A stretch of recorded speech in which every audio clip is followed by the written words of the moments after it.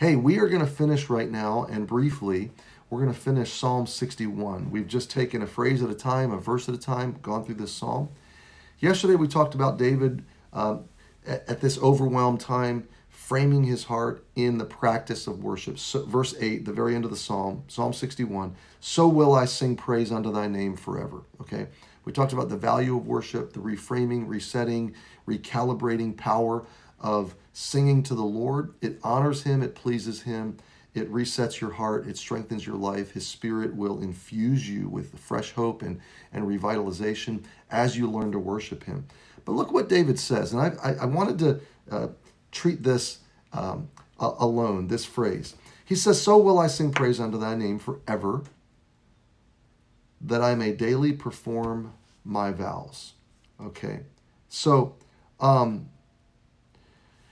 the phrase forever is not just a reference to eternity, it's a reference to unceasingly, okay? It's like pray without ceasing. David is saying, God, I'm going to choose a path through life of praise. And regardless of what's happening in my life, whether it's favorable or unfavorable circumstantially, whether it's underwhelming or overwhelming, wherever I am circumstantially, I am going to sing praise to you, okay? So there's no point in life, there's nothing that can happen in my life, he's saying, that will stop me from praising you. I'm going to do this forever in eternity, but I'm going to do it persistently through this life. I'm just going to keep praising you, okay? I'm committing myself to it. I'm devoting myself to it. And why does he say this? What's the outcome of this? Well, look at the comma. So will I sing praise unto thy name forever, that. Anytime you see the word that, it's so that, it's the outcome of the decision of the practice that's being made. So he says, that I may daily perform my vows. All right, we talked about vows. David has devoted himself to the call of God. David has vowed himself. He's committed himself. God in love said, David, I'm totally devoted to you. I'm totally committing all of myself to you. I'm giving you all of me, and I'm calling you to be my anointed, my king, to serve my people, lead my people. David embraced that role. He embraced that assignment, that God-sized assignment, and he devoted himself to it in the form of a vow, okay? The vow was not to earn God's favor. It wasn't to manipulate some outcome from God. It was simply a loving response to the amazing idea that God called him into a specific purpose, that God valued him like he values you and me, okay? Well, David says, I want to perform my vows. I want to live out my purpose and my calling, the assignment of God that he's given to me. I want to finish it. I want to do the work that God sent me to do. I want to finish that work. Every day, a little at a time, I want to perform the doing of what I've committed my life to. This is so great. This is so powerful. Jesus, in the Gospels, repeatedly said, I'm here doing the work that my Father has given me to do, and I'm going to finish that work. When he prayed at the end of John, right before he was crucified, he said, Lord, God, my Father, I have come to do the work I've loved the ones you've given me. I've loved them to the end. I'm going to finish your work. Jesus came, and every step and every breath and every word and every appointment and every day, every single day was by design. He was living out the purposes that his Father had given to him.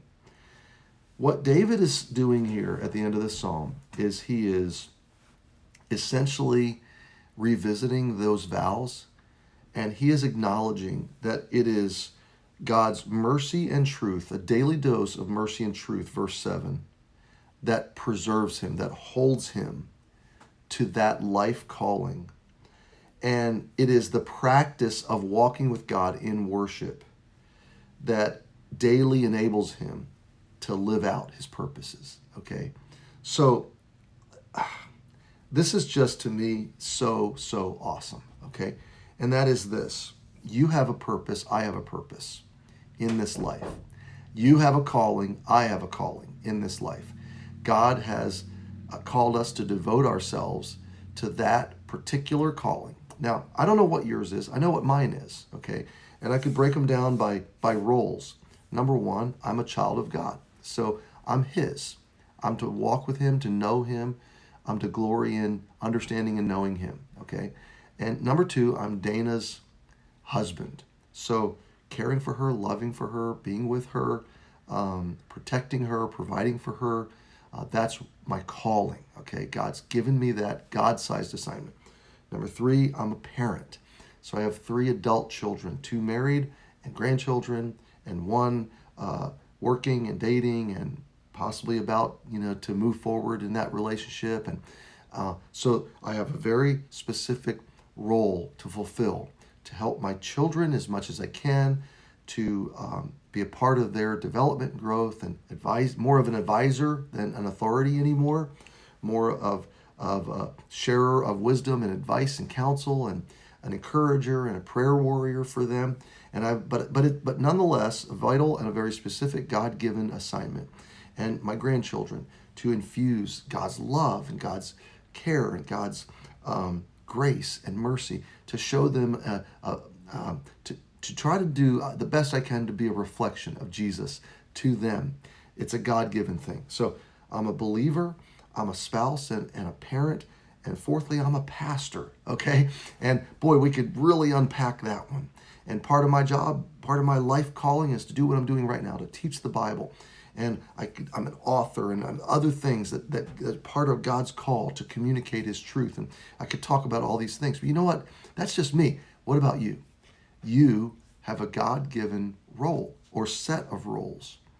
And you know what you need? You need God's mercy and truth. You need a daily dose of his love and kindness, and a daily dose of his stabilizing reality, trustworthiness, factual truthfulness to ground you. And out of that preserving force every day and a life of worship, what's going to happen is your purpose that you've devoted yourself to is going to flow out of it, okay? You're going to be able to daily perform that which you've vowed, that which you've devoted yourself to, committed yourself to in the grace and the calling of God. So, my friend, I'm on purpose being brief today because I think it's awesome that David, out of his life of worship, strategically was grasping anew and afresh every day the doing of his vows, the carrying out of his assignments, okay? He wasn't simply asking God to fulfill his dreams and give him a good life and fulfill his desires. He was tying his heart off to a God-given purpose, calling, assignments. He was fulfilling what God had given him to fulfill, okay? The idea of the vows, his calling, his purpose, his reason for being, okay? So my advice to you, my friend, is devote yourself to God-given assignments. And then every day, let his mercy and truth and let a life of worship drive you back into those assignments, okay? Don't disconnect from them. Don't disengage from them. Don't devalue them. Lean in and live out and be a reflection of Jesus in the assignments he's given to you. Live out the things that you have devoted, things worth vowing your life to, okay? Live out those things out of a life of worship, standing in God's mercy and truth. Wow, what an awesome end to Psalm 61. What a profound psalm. He starts overwhelmed. Look at verse 2. My heart is overwhelmed. Where does he end? Living out his purpose, carrying out his vows, living a life of worship, grounded in mercy and truth. What a great journey.